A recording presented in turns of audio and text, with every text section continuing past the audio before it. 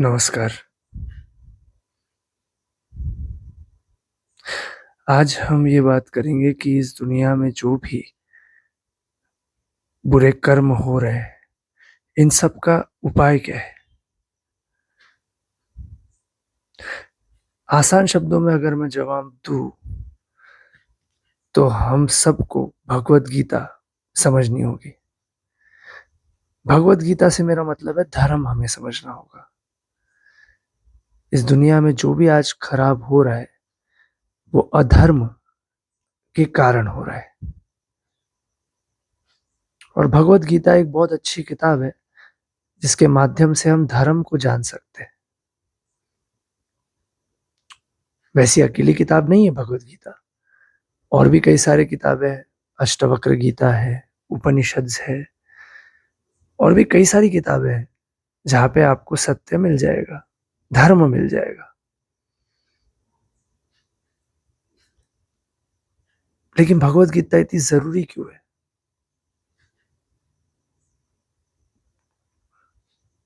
पहले तो हमें यह समझना होगा कि धर्म होता क्या है। धर्म का मतलब है सत्य। अब किस चीज का सत्य? मैं कौन हूं का सत्य। अब खुद को जानना जरूरी क्यों है? क्योंकि जो खुद को जानता है, वही दूसरे को जान सकता है। और उसी प्रकार जो खुद को नहीं जानता, वो किसी को नहीं जानता।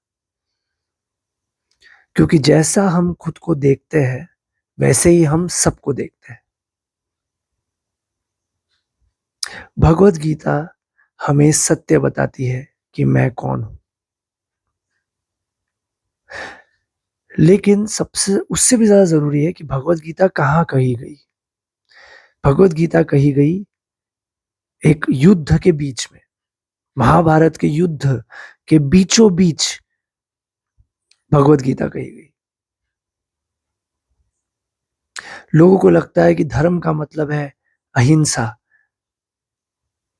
लेकिन अहिंसा का वो मतलब है ही नहीं जो हमें लगता है। अहिंसा का मतलब है सत्य के खिलाफ नहीं जाना। ये फर्क नहीं पड़ता कि आपके सामने कौन खड़ा है, वो कोई भी हो सकता है, आपका कोई अपना भी हो सकता है। लेकिन अगर वो अधर्म कर रहा है, असत्य से चल रहा है, तो आपको उससे लड़ना होगा। यही सवाल भगवत गीता के पहले अध्याय में अर्जुन पूछते हैं कृष्ण को कि मेरे सामने मेरे अपने खड़े हैं, मैं कैसे लड़ूं इनसे। तो फिर कृष्ण को समझाना पड़ता है अर्जुन को कि ये अधर्म से चल रहे हैं लोग, कौरव अधर्म से जी रहे हैं, असत्य से जी रहे हैं। और जो इंसान अधर्म से जीता है, जो खुद को बिना जाने जीता है, उसके सारे कर्म खराब हो जाते हैं, विकृत हो जाते हैं। वो इंसान अपने लिए तो पीड़ा खड़ी करता ही है, अपने आजू बाजू के सारे संसार के लिए पीड़ा खड़ी करता है। इसलिए इनका नाश करना जरूरी है। आज हम जिस दुनिया में रह रहे हैं, उस दुनिया में अधर्म चरम पर बैठा है। और मैं ये बात पहले ही समझा देना चाहता हूं कि धर्म और रिलीजन एक नहीं है। रिलीजन सेट ऑफ रूल्स होते हैं, ये करो, ये ना करो। जितने भी रिलीजन्स है दुनिया में, वो आपको बताते हैं कि ये करना चाहिए, ये नहीं करना चाहिए, ये कर्म अच्छा है, ये कर्म बुरा है। असली धर्म कभी भी ये नहीं करता। धर्म का मतलब ये होता ही नहीं है। धर्म का मतलब है खुद को जानना, बस। धर्म में, असली धर्म में कभी भी ये नहीं होता कि ये करो, ये ना करो, ये अच्छा है, ये बुरा है। ये सब धर्म नहीं करता, रिलीजन करते हैं। भारत में सबसे बड़ा विकृत यही चीज हो गई है कि लोगों को लगता है religion and dharma are the same thing. They are not.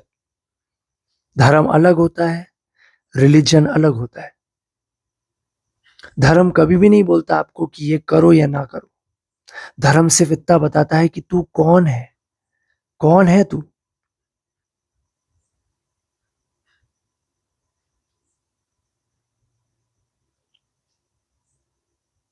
और असली धर्म अगर हम देखें तो वो हमेशा वर्तमान में अनुभव करने के लिए आपके लिए अवेलेबल होता है। आप जब चाहे अनुभव कर सकते हैं धर्म को। अगर आप खुद को शरीर मानते हैं तो आप अधर्मी हैं। अगर आप खुद को कोई नाम मानते हैं तो भी आप अधर्मी हैं। तो आप हो कौन? अर्जुन को क्या बताना पड़ेगा कृष्ण को? आप वो हो जो देख रहा है, जो अभी देख रहा है, जिसका देखना बंद होता ही नहीं। आप देखिए एक बात को, जब आप सो जाते हैं रात को तो अंधेरे को देखने वाली कोई चीज उपस्थित होती है हमेशा। आप अभी भी चाहे तो अपनी आंखें बंद कर सकते हैं शरीर की, आप अपनी शरीर की आंखें बंद कर सकते हो, लेकिन जो चीज शरीर की आंखें बंद करने के बाद भी अंधेरे को देखते रहती है, उसका देखना आप बंद नहीं कर सकते। यहां तक कि अगर आप सो गए तो वो चीज सपने देखने लग जाती है। शरीर बिल्कुल स्थिर होता है, शरीर कहीं नहीं जाता, लेकिन वो देखने वाली चीज चट्टाने चढ़ने लग जाती है, मंदिरों में चले जाती है, जंगलों में घूमती है, सपनों में कहीं भी जा सकती है। आप वो हो जो देख रहा है, जिसका देखना बंद होता ही नहीं, वो आप हो। और ये देखने वाला शरीर नहीं है। बहुत सारे लोग अब कहेंगे कि अरे अगर मैं शरीर नहीं हूं तो क्या शरीर को पीड़ा देनी चाहिए, शरीर को तकलीफ देनी चाहिए? तो ये बेवकूफों वाला सवाल है। मैंने ये नहीं कहा कि आप शरीर नहीं हो तो आप शरीर को मारने लग जाओ, बिल्कुल नहीं। शरीर एक मंदिर की तरह है और आप उस मंदिर के अंदर रखी हुई मूर्ति हो। मूर्ति से मंदिर की अहमियत होती है, मंदिर से मूर्ति की अहमियत नहीं होती। लेकिन इसका मतलब ये नहीं होता कि हम मंदिर को तोड़ दें। शरीर एक मंदिर है और आप उस शरीर के अंदर देखने वाली मूर्ति हो, जो देखते रहता है या देखते रहती है। जो देख रहा है उसे कोई देख भी नहीं सकता और उसे कोई छू भी नहीं सकता। आपको अभी इसी वक्त कोई देख नहीं सकता, कोई छू नहीं सकता। शरीर को आपके देख सकता है। जैसे आप मेरे शरीर को ही देख सकते हैं, अभी मुझे नहीं देख सकते, मैं तो दिखता ही नहीं। तो महाभारत में कौरव अधर्म से चलने वाले लोग हैं। अधर्म से चलने वाले लोगों का मतलब क्या है? वो बिना सत्य को जाने जीवन जी रहे, वो खुद को जाने बिना ही जीवन जी रहे। और ये बहुत जरूरी है। अगर कोई इंसान खुद को जानता ही नहीं तो उसके सारे कर्म विकृत हो जाते हैं, उसके सारे कर्म खराब हो जाते हैं। अब एक अच्छा कर्म और बुरे कर्म में क्या फर्क होता है? अच्छा कर्म वो होता है जिस कर्म को करने पर वर्तमान में आपको शांति मिल जाती है, आपको भविष्य में कुछ भी नहीं बचता जो आपको चाहिए, उसे अच्छा कर्म कहते हैं। और बुरा कर्म उसे कहते हैं जिसे करने के बाद वर्तमान में आपके अंदर विचार आना शुरू हो जाते हैं, भविष्य के विचार, अतीत के विचार, विचारों से ग्रसित कर देता है वो आपको। लोगों को लगता है कि आज पाप करोगे तो उसका सजा कभी मिलेगी, कभी भविष्य में मिलेगी। ये भी गलत है। पाप करने की सजा उसी क्षण मिलना चालू हो जाती है। और अच्छा कर्म करने की जो सबूत है, एविडेंस है, वो यही है कि अच्छा कर्म करने के बाद आपके अंदर विचार आते ही नहीं।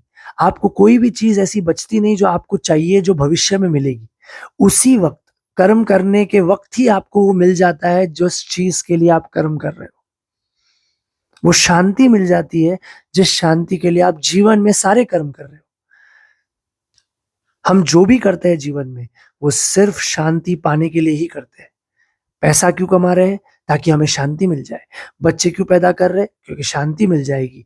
शादी क्यों कर रहे हैं? क्योंकि शांति मिल जाएगी। माँ बाप का क्यों सुन रहे हैं? समाज का क्यों सुन रहे हैं? क्योंकि उससे हमें लगता है कि हमें शांति मिल जाएगी।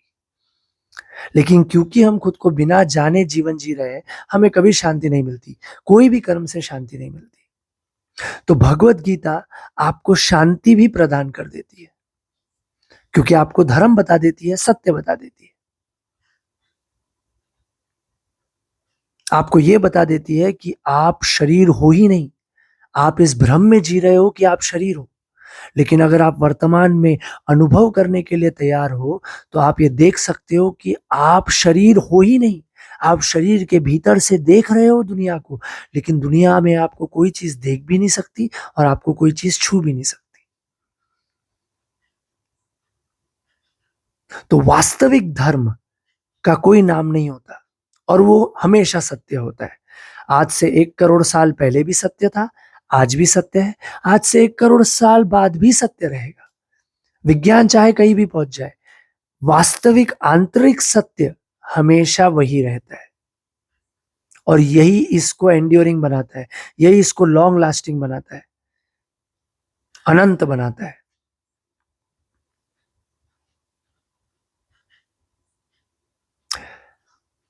आज के माँ बाप बच्चे को शरीर की नजर से देखते हैं, क्योंकि वो खुद को शरीर मानते हैं। जो इंसान खुद को जैसे देखता है, वो दूसरों को भी उसी नजर से देखता है।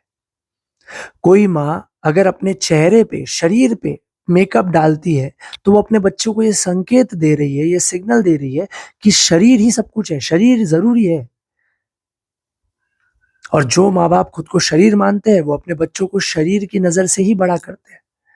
वो बच्चे को शरीर के लिए खाना देते हैं, शरीर के लिए अच्छा अच्छा देखने को सामग्री देते हैं, अच्छा पहनने को कपड़ा देते हैं, सब कुछ शरीर का उसको सुख देते हैं। लेकिन आत्मा, जो वो सच में बच्चा है, उसको कभी देखते ही नहीं। तो ऐसे माँ बाप हमेशा विकृत तरीके से ही बच्चे को बड़ा करते हैं। जो समाज बोलता है कि लड़का अलग तरीके से जिएगा और लड़की अलग तरीके से जिएगी, वो समाज भी विकृत है। क्योंकि लड़का और लड़की तो शरीर के यौनांगों से बनता है, शरीर के रिप्रोडक्टिव ऑर्गन से हम बोलते हैं कि ये लड़का है, नहीं तो लड़की है। लेकिन जो समाज सत्य जानता है, वो कभी भी लड़का और लड़की में भेद नहीं करेगा। वो कहेगा कि लड़के के अंदर भी वही है जो देख रहा है और लड़की के अंदर भी वही है जो देख रहा है। तो जो समाज सत्य पे आधारित है, वो समाज कभी भी लड़का और लड़की में भेद नहीं करता। लेकिन आज आप देख लीजिए, लड़कों को अलग तरीके से बड़ा किया जाता है, लड़कियों को अलग तरीके से बड़ा किया जाता है। और जो विकृत तरीके से बड़ा हुआ है, वो बड़ा होके विकृत तरीके से ही कर्म करता है, तो उसके जीवन में हमेशा अशांति बनी रहती है। उसे शांति का कोई एंटीडोट नहीं मिलता, कोई जड़ी बूटी नहीं मिलती जिससे वो शांति पा सके। और इसी को कहते हैं अज्ञानता, अविद्या। खुद को ना जानना ही अज्ञानता है। पीएचडी कर लेना, डिग्री ले लेना, इंग्लिश बोल लेना, कंप्यूटर इस्तेमाल कर लेना, ये सब ज्ञान नहीं कहलाता। वास्तविक ज्ञान होता है खुद को जानना। हमारे स्कूल भी यही कर रहे हैं। वो आपके बच्चे को बाहर की दुनिया की चीजें जरूर सिखा देंगे, स्किल्स उसे दे देंगे, लेकिन ये कभी नहीं बताएंगे कि ये स्किल सीख कौन रहा है, हम किसे पढ़ा रहे हैं, कौन है जो पढ़ रहा है, ये कभी नहीं बताता स्कूल। मैं बताने की कोशिश कर रहा हूं आपको कि आप जिस दुनिया में रह रहे हैं, वहां पर अधर्म का ही वर्चस्व है, अधर्म का ही बोलबाला है। इसलिए आप भी अशांत हो और आपके आजू बाजू के लोग भी अशांत हैं। भगवत गीता, अष्टवक्र गीता, उपनिषद, ये सब आपको सत्य तक पहुंचाने के माध्यम है, रास्ता है सिर्फ।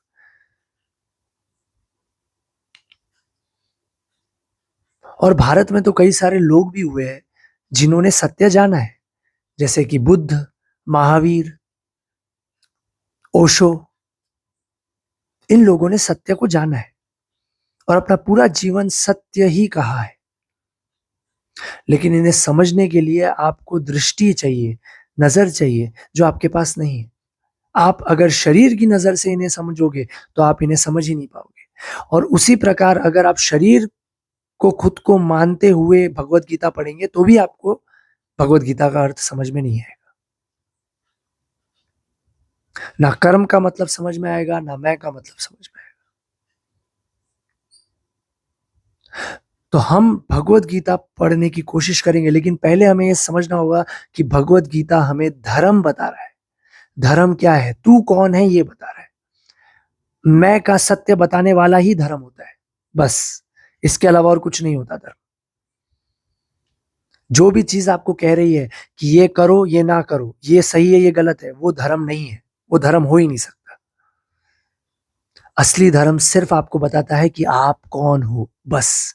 बाकी आपको क्या करना है, क्या नहीं करना है, ये आपके ऊपर छोड़ देता है। और जो लोग आज धर्म की रक्षा करने की बात करते हैं, उन्हें अगर धर्म ही नहीं पता तो वो रक्षा किस चीज की करेंगे।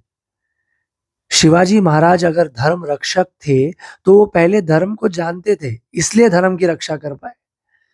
जो इंसान धर्म ही नहीं जानता, खुद को ही नहीं जानता, वो किसकी रक्षा करेगा।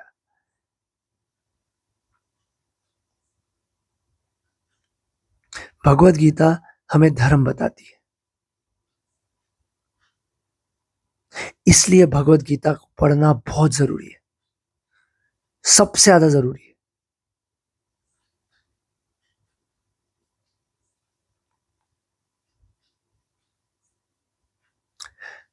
एक बार आपको अगर समझ में आ गया कि सत्य क्या है, तो फिर असत्य पहचानना बहुत आसान हो जाता है। एक बार आपने ये अनुभव कर लिया कि आप शरीर हो ही नहीं, आप बस एक देखने वाली चीज हो, जिसको देखा नहीं जा सकता और छुआ नहीं जा सकता, तो आपके जीवन जीने का नजरिया ही बदल जाता है। जिस सेंटर से, जिस केंद्र से आप जीवन जी रहे हैं, वो जीवन का केंद्र ही बदल जाता है। तो कर्म भी बदल जाता है और कर्म करने का ढंग भी बदल जाता है। आसान शब्दों में बोलूं तो पूरा जीवन बदल जाता है, क्योंकि वर्तमान में अनुभव करने वाली वस्तु ही बदल जाती है, उसका असली रूप बाहर आ जाता है। भगवत गीता उस असलियत तक पहुंचने का जरिया है। इसलिए भगवत गीता एक टाइमलेस टेक्स्ट है, एक ऐसा ग्रंथ है जिसकी कोई उम्र नहीं है, जो हर समय उतना ही जवान है, हर युग में उतना ही रेलेवेंट है, उतना ही उपयोगी है। इसलिए भगवत गीता को हर इंसान को पढ़ना चाहिए, चाहे वो कहीं भी रहता हो। और भी कई सारी किताबें हैं, जैसे कि अष्टावक्र गीता, जैसे मैंने कहा, लेकिन भगवत गीता एक बहुत ही नायाब चीज करती है। भगवत गीता अहिंसा को सही तरीके से समझाती है। एक आदमी हुआ था बुद्ध, गौतम बुद्ध, जिसने अहिंसा को बहुत प्रचार किया, लेकिन लोग कभी समझे ही नहीं अहिंसा का मतलब। गौतम बुद्ध जब अहिंसा कहते थे तो उनका अर्थ था, अपने अंदर बैठी हुई वो देखने वाली चीज के विपरीत कभी मत जाओ। जो अपने अंदर से जो देख रहा है, जिसका देखना कभी बंद होता ही नहीं, उसके साथ चलने की हिम्मत रखना ही अहिंसा है, उसके खिलाफ जाना हिंसा है। लेकिन लोगों ने इसका अर्थ पूरी तरीके से विकृत कर दिया, क्योंकि वो अज्ञानी थे। जैसे ही बुद्ध ने अपना शरीर छोड़ा, वैसे ही लोगों ने अहिंसा को ऐसा समझ लिया कि अपने सामने खड़े हुए इंसान के साथ अहिंसा मत करो, विकृत कर दिया उसका मतलब। जबकि असली मतलब क्या था, कि सामने कोई भी खड़ा हो, फर्क नहीं पड़ता, कोई भी खड़ा हो, चाहे वो बाप हो, माँ हो, बेटा हो, गुरु हो, शिष्य हो, कोई भी आपके सामने अगर खड़ा हो, आपको सिर्फ ये देखना है कि अधर्म से चल रहा है कि धर्म से चल रहा है, क्या वो सत्य से चल रहा है कि असत्य से चल रहा है। और अगर असत्य से चल रहा है तो लड़ना होगा उससे। ये है अहिंसा, वास्तविक अहिंसा ये होती है। अपने भीतर के सत्य से जीवन भर चलना ही अहिंसा होता है। लेकिन लोगों ने इसका मतलब विकृत कर दिया। और सबसे बड़ा, अगर कोई दंड अगर बौद्ध लोगों को मिला तो उनकी अज्ञानता के कारण ही मिला, क्योंकि बुद्ध के अनुयायियों ने बुद्ध के शरीर को छोड़ने के बाद, बुद्ध के शरीर के मरने के बाद सिर्फ अहिंसा का प्रचार किया। इसलिए जो आक्रांत आए बाहर से, उन्होंने बौद्धों को इतना मारा, इतना मारा, इतना मारा कि कहीं पे भी बौद्ध लोग बचे नहीं, भारत में ही माइनॉरिटी हो गए। जिस देश में बौद्ध धर्म ने जन्म लिया, उसी देश में बौद्ध लोग आज बचे नहीं। उसका सिर्फ कारण इतना है कि उन्हें अहिंसा का मतलब ही समझ में नहीं आया। उन्हें अहिंसा का एक विकृत अर्थ कर लिया और वो अहिंसा का विकृत अर्थ का फायदा उठाते हुए आक्रांताओं ने उन्हें भर भर के मारा। तो जब धर्म का विकृत रूप आपके सामने आ जाए तो उससे लड़ना बहुत जरूरी है, क्योंकि वो अज्ञानता ही है, वो असत्य ही है, वो अधर्म ही है। और हमेशा अधर्म ही खुद को धर्म बोलने की कोशिश करता है। इसलिए धर्म जानना बहुत जरूरी है और बहुत सटीक तरीके से जानना जरूरी है। इसलिए अष्टवक्र गीता, भगवत गीता और उपनिषद जैसे ग्रंथ सदा पढ़ने चाहिए। हर जगह पढ़ने चाहिए, हर घर में पढ़ने चाहिए और हर स्कूल कॉलेज में पढ़ने चाहिए।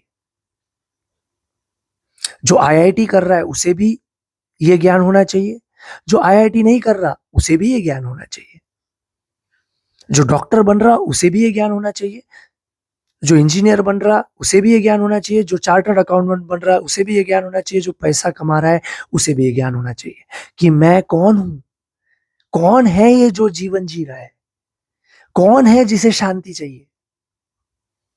और ये अंधकार कि मैं कौन हूं, इस अंधकार को दूर करने का रसायन है, एल्केमी है भगवत गीता और हमारे ग्रंथ। लेकिन इन्हें समझना बहुत मुश्किल है, बहुत सावधानी से इन्हें समझना पड़ता है। अगर वास्तविक ज्ञान अज्ञानी के हाथ में आ जाए तो वो बर्बाद कर देता है दुनिया को। फ्रेडरिक नीत्शे करके एक फिलोसोफर था जर्मनी का, बहुत ही सुंदर, बहुत ही अच्छा फिलोसोफर, ज्ञानी था फ्रेडरिक नीत्शे। लेकिन हिटलर ने क्या किया, उसके अच्छे सत्य को विकृत कर दिया और यहूदियों को मारना चालू कर दिया। कितने यहूदियों को मारा उसने, सिर्फ विकृत समझ के कारण। तो याद रखिए, धर्म को अगर गलत तरीके से समझ लिया तो वो लोगों के जीवन में सिर्फ नरक खड़ा कर सकता है। इसलिए धर्म को सही तरीके से समझना बहुत जरूरी है।